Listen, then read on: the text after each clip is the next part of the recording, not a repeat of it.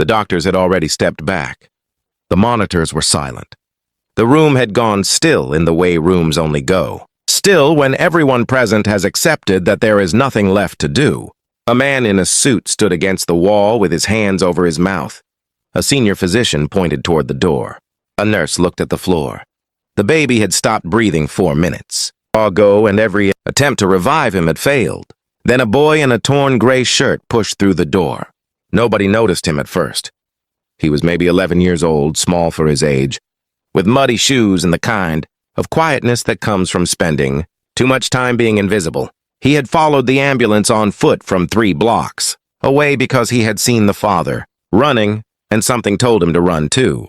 He reached the sink before anyone could stop him.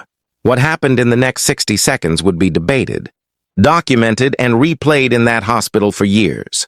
Before we begin, if you believe that courage has no address and kindness wears no uniform, please like this video, subscribe to WhatsApp Kindness Tales, and share this with someone who needs to believe in people again today. The boy's name was Kyle.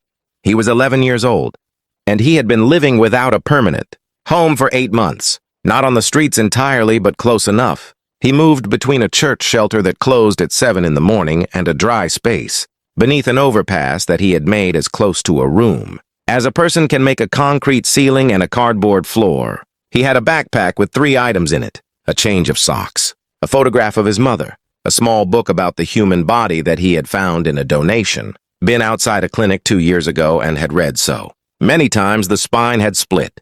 That book is important. Remember it. Kale had been curious about medicine since he was 6 years old, when his younger sister stopped breathing for almost a minute, during a severe allergic reaction, and a paramedic had arrived and brought her back with calm hands and precise movements that looked to Kale like the most important thing he had ever witnessed a human being do. He decided that day that he wanted to understand the body, how it worked. What could go wrong? What could fix it? Without school access, without a library card that stayed valid when you had no fixed address, he read whatever he could find: donated medical pamphlets, outdated textbooks left outside campus buildings, that battered book about the human body which explained, in a chapter on infant emergencies, what to do when a baby inhaled water or fluid, and the airway needed to be cleared before the lungs could restart. He had read that chapter many times. He had never imagined he would need it. The morning it happened began like most of Kale's mornings. He was sitting near the entrance of a park 2 blocks from the hospital, eating half a granola bar he had saved from the shelter the night before, watching the city arrive at itself. He noticed the man first. Expensive suit, running in a way that men in expensive suits almost never run, with total abandon, with no awareness of who was watching, because something had overridden everything except the emergency. The man was carrying a small bundle against his chest. Kale stood up. He did not know why exactly, he just did. He followed. The hospital entrance was 3 blocks away. By the time Kale arrived, the man had already been taken through the emergency doors.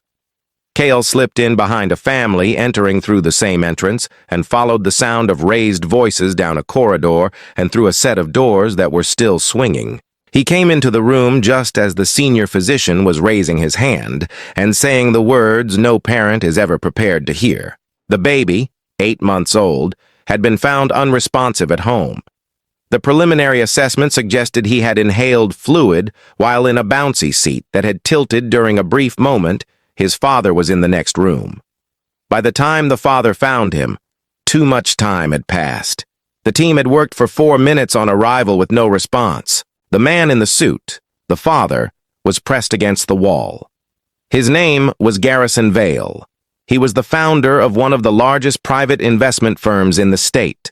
He had never once in his adult life encountered a problem that money could not eventually solve. He was completely helpless. And then a boy in a torn gray shirt reached the sink. Kale had seen something the moment he entered the room. A faint movement. The smallest possible twitch in the baby's fingers. So small that everyone else had moved past it. He did not stop to explain. He did not ask permission. He crossed the room, gently but without hesitation, lifted the infant, and positioned him face up under a slow stream of cool water the way the book had described, supporting the head and neck precisely, angling the body to let gravity help the airway clear. That is when the physician pointed at him and shouted. That is when the man in the suit said, "What are you doing?" That is when the nurse moved toward him. Cale did not let go. He said, quietly and without turning around, "Please just give me 1 minute." Something in his voice stopped the room. Not authority, not volume, something else. The particular steadiness of a person who is not performing confidence, but actually has it, earned through 2 years of reading the same chapter over and over in a concrete space beneath an overpass because the body fascinated him, and knowledge was the one thing no circumstance had been able to take away. 40 seconds passed. Then the baby coughed, then cried. Then the room collapsed into motion all at once. Doctors rushing forward, monitors being reattached, the nurse who had been moving toward Cale stopping completely still with her hand over her heart. Garrison Vale slid down the wall until he was sitting on the hospital floor with his face in his hands, making a sound that was not quite crying and not quite anything else. Cale set the baby gently on the examination table, stepped back, and picked up his backpack from where he had dropped it by the door. He was almost in the hallway before Garrison looked up and said, "Wait, before we continue, we want to stop here. Because what Cale did in that room is the most visible part of this story. But Kindness Tales wants you to know what made it possible." 2 years before that morning, a clinic volunteer named Dorothy had left a box of donated books outside the building at the end of a long shift. She did not sort through them carefully. She did not think about who might pick them up. She simply left them rather than throwing them away, because throwing away books felt wrong to her.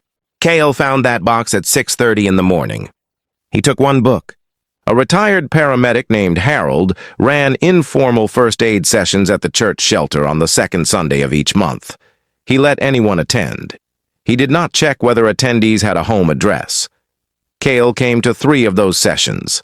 Harold showed the group how the human airway works and what position matters most when an infant cannot breathe. Harold never knew Cale's name. Cale never forgot what Harold taught. A shelter supervisor named Irene let Cale stay an extra 40 minutes past closing on cold mornings when she could tell he had nowhere warm to go. She never noted it in the register. She just did not lock the door until he had finished whatever he was reading. None of these people were in that hospital room. All of them were. This is what Kindness Tales believes. That every act of human decency travels further than the person who gave it will ever know. Dorothy's box of books. Harold's second Sunday sessions. Irene's unlocked door. They all arrived in that room with Cale. Garrison Vale found Cale in the corridor.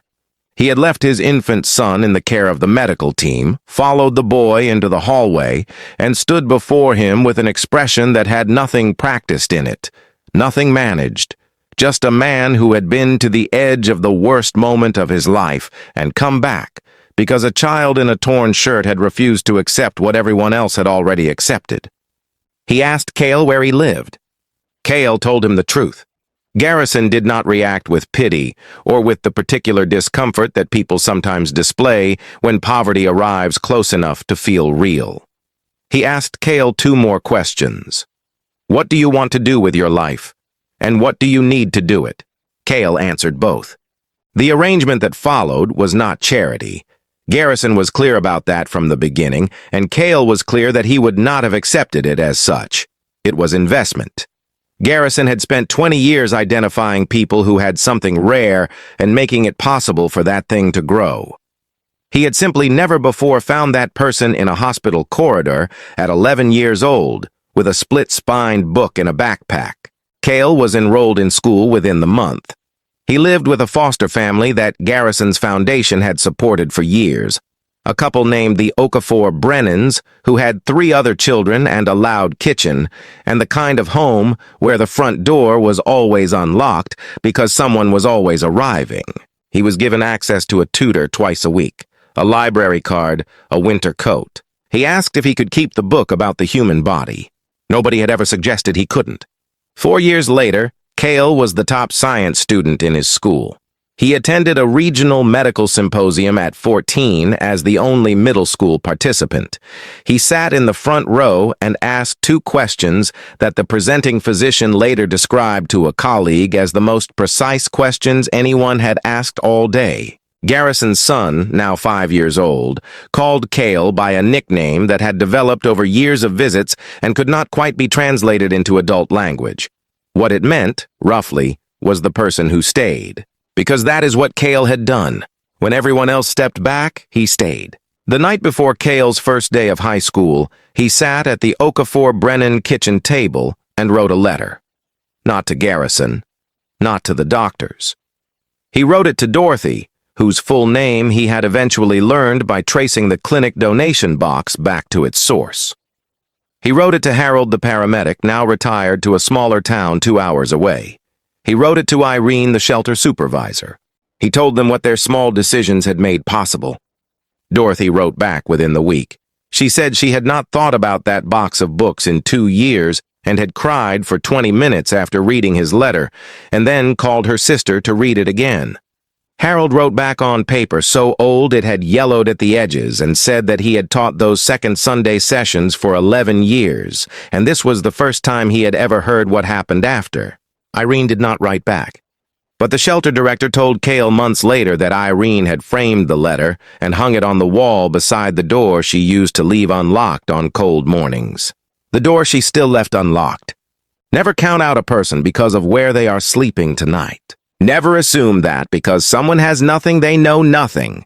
Never mistake quietness for emptiness or worn shoes for a small life. And never forget that the knowledge which saves a life might live in a book left in a box on a pavement by someone who simply could not bring herself to throw it away. If this story moved you, please like this video, leave a comment, and share it with someone who needs to believe in people today. Subscribe to Kindness Tales for more stories of courage, resilience, and the quiet human decisions that change everything. Because kindness does not always arrive in a white coat. Sometimes it arrives in a torn gray shirt, carrying a book with a broken spine, and it stays when everyone else has stepped back. Welcome to Kindness Tales. We are so glad you are here.